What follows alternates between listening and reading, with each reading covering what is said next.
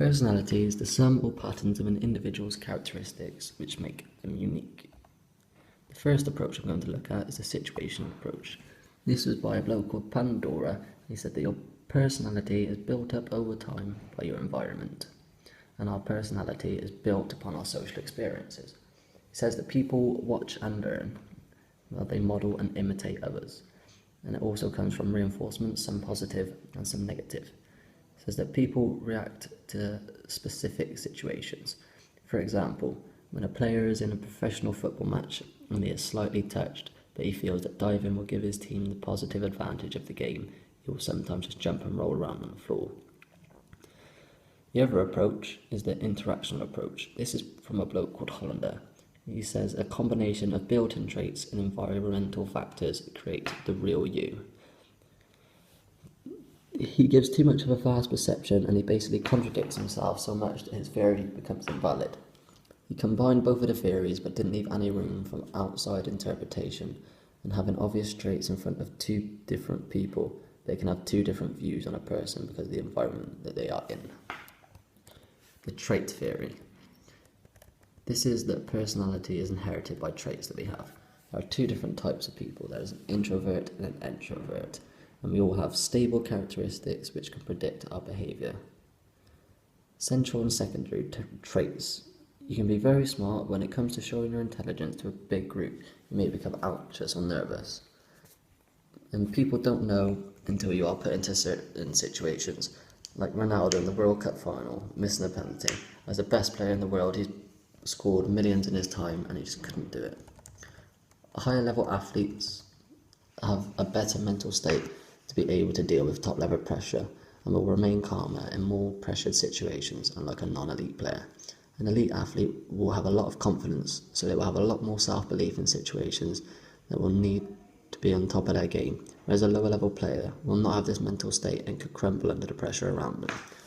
Sporting success is made by players being able to always be mentally tough throughout victories and losses. Stable behaviour is consistent, neurotic behaviour is extreme, and introvert behaviour is reversed, as well as extrovert behaviour is being more outgoing. The problem with this theory is that it doesn't take into account the fact that you can change your emotions and personality. For example, 2 years ago, if someone high-tackled me in a game, I would have just stood up and looked at the referees. But nowadays, I will stand up and at least grab the player, looking for a reaction. It is said that there are two different types of people, type A and type B. The type A individual will lack patience, be competitive, have a desire to achieve goals, they will always rush, be able to multitask, and lack tolerance to others. Type B players will be more tolerant to others, more relaxed and reflective, lower level of imagination and creativity, but a narrow band approach. The schematic view. Schematic view says that people have a psychological core. They have typical responses and role-related behaviour. On this slide, I have two different videos. The first is Manu Tuilagi reacting to a situation with Chris Ashton and punching him, showing pure anger and hatred towards a person. The second is an interview done with Manu Tuilagi, where he's talking about his family. It's nothing but happiness and smiles. The psychodynamic theory. Some traits that you do subconsciously are embedded in your person, as well as conscious traits that you are aware you are expressing. You also have the instinctive traits which react in certain situations, as well as instinctive drives by their ego. Somebody could be calm and controlled in a game, but when confronted by someone aggressively, they become very defensive and reply aggressively.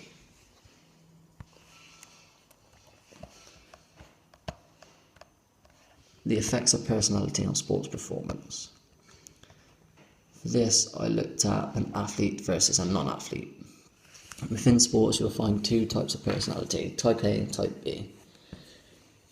Type A will be more individual athletes like Jessica Ennis. They work alone, being solely responsible for their situations that they are put in. They are solely responsible for motivating themselves. It can, however, lead to depression and anxiety as a result of the pressure being put on them alone. Type B is more commonly found in team sports. Playing in groups and sharing responsibilities is better suited for these athletes.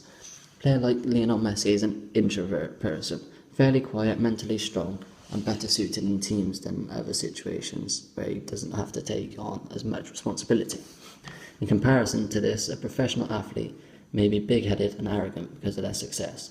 Driven from dedication, they are aware of their success and their talent, and that has motivated them throughout the years to get where they are today.